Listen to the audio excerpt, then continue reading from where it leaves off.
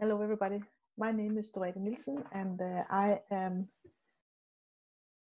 heading up Novo Nordisk environmental strategy area, overall responsible for the environmental impact of Novo Nordisk. I would like to share with you today how we have worked with our ambition to have zero environmental impact by embedding a circular economy. But just a few words about Novo Nordisk. We are founded in Denmark in 1923 with a focus on diabetes. And hereby we have become one of the world's leading healthcare companies. We have our products marketed in 107 countries and strategic production sites all over the world in Brazil, China, Denmark, France, and US. At the moment, we are supplying nearly half of the world's insulin. So, of course, our business is quite important for the people that live with diabetes. That also means that our environmental impact is, of course, also something that we need to care about and make sure that we minimize whatever or wherever we can. But what is then Novo Nordisk environmental impact? It's good to know because that is how you define what is material for your company and where is it that you should actually make sure that you focus on in designing your strategy. In Novo Nordisk, we have three key areas. The first one being resources, and not only the resources that goes into our production, but also all the resources we actually use to drive and to live our company. So that also goes for IT equipment, the company cars that we have, papers and chairs and what have you not. So really thinking about how can you minimize the impact from the resources that we use. Then we have CO2, carbon emissions, which is of course an important part of our impact. And we focus here both on scope 1, 2 and 3 on our carbon emissions, making sure that that we also work on our emissions from scope 3 and our suppliers. Then the last thing about our impact is our waste, where it's not only the waste that we create when we produce our product, but it's also, and that is even a larger part, all the waste that is created after our patients have used our products. Because the current guideline is that most of our waste will end up in landfill, because that is the general way that the different countries are giving guidance to our patients. So you can say that is really a waste of good products and material, and something that we need to take care about. So how can we design a system that actually takes care of our resources, of our CO2 emissions, but also our waste in a more circular way? That's the challenge we have with our new environmental strategy. That is why we 2 years ago set an ambition that we would like to have zero environmental impact. It's a very ambitious ambition, and something that we have not set an end date on, but it's really, from my perspective, the only ambition you can have if you are, or if you want to be, a sustainable company. I think what also happens when you have those kind of bold ambitions is that if you set a bold ambition, then the energy and the innovation that is created in your organization also automatically becomes bigger. So that is at least what we have seen in Novo Nordisk. So zero impact, that's our ambition. Then when we start to work on, but how could we achieve this? How could we, in a good way, work with the whole organization on how to make sure that this could actually happen? And then we was very much inspired by circular economy. So instead of having a linear approach to take, make, and dispose, so really think about how can you close the loop, and how can you make sure that the resources actually stay in the loop in everything you do.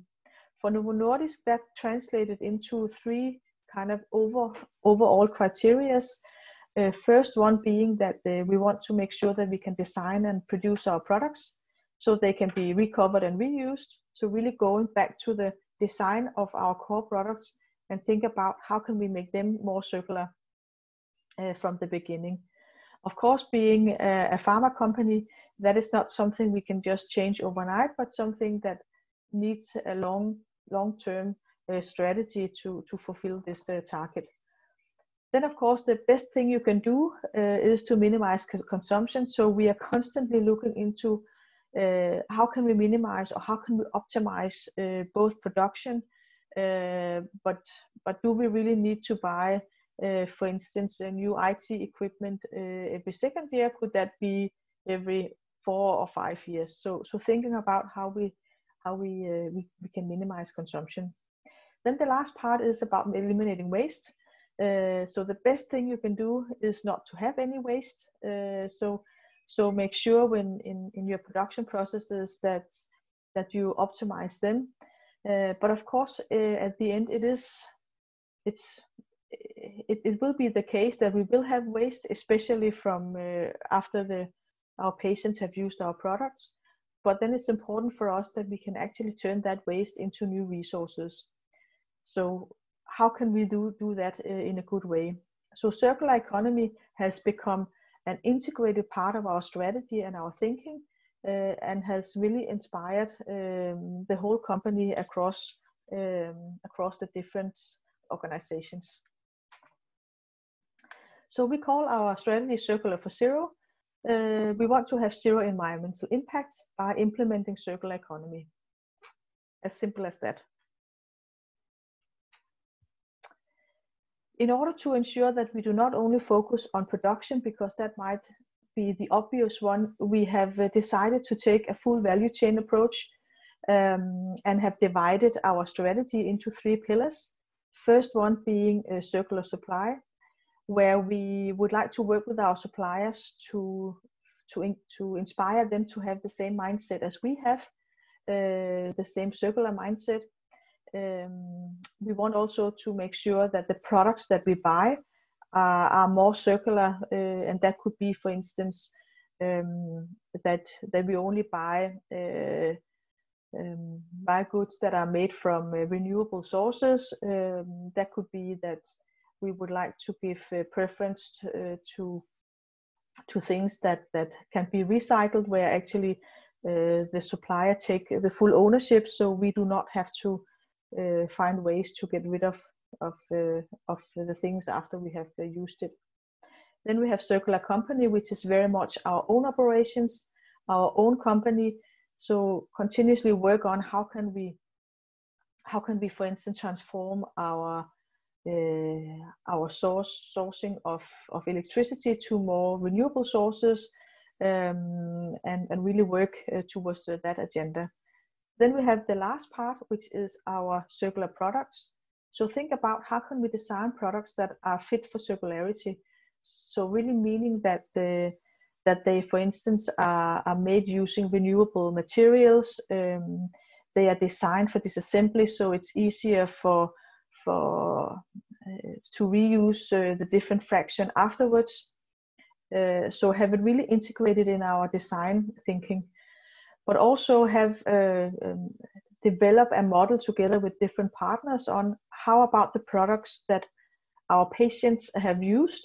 How can we in a good way design a system that will make it possible that those can actually come back into the resource loop and not being discarded or left at the landfill. I would like now to just give you a few examples on what have we actually done already now. And if we start about thinking or discussing about the circular procurement, Then we are starting to have environmental questionnaires added to the sourcing and selection processes. So now environmental or circularity is becoming an integrated part of the contracts when we start sourcing from suppliers. We will also have a standard contract annex in our global contract templates. So that will be an integrated part of what the suppliers will have to live up to. We have done a lot to ensure that this is not only something that is driven out of my department, but really have it integrated into the whole organization. So we have created a webinar training material and have already now trained more than 500 global procurement professionals in how can they actually ensure that we deliver on the circular agenda. And then also what you can actually do is that you can make sure that the products that are available to buy is more sustainable. So already now we have more than 150 products available to buy in our systems, and that has actually been shifted from not sustainable products into sustainable products. And one example is that last year we did a ban on all single-use plastic in our office areas from so that is no longer allowed in Novo Nordisk to have single-use plastic in our office areas. So think about how can you embed circular economy into your procurement processes. The next one is really about our sourcing of renewable power. We have production sites globally. We have both in the US, we have in Europe, and also China and Japan and Brazil. And back in 2015, we set ourselves a target that in 2020, all our production sites should be powered by renewable electricity. We joined RE100, an organization that actually brings together companies that share the same ambition. And this year we achieved that target with different means. In some areas we have different sources of renewable energy, solar power, for instance, in North Carolina. We have wind in Europe and also in China, and in Brazil we have hydropower.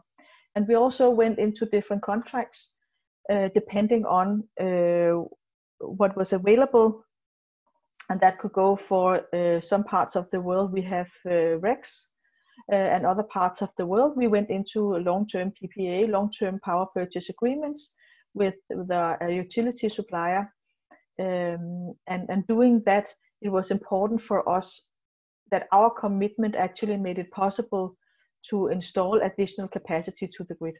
So that is also a way where you can use circular economy or the kind of renewable power as a means to reach on your zero impact target. The last example I would like to show is actually an old and very interesting case.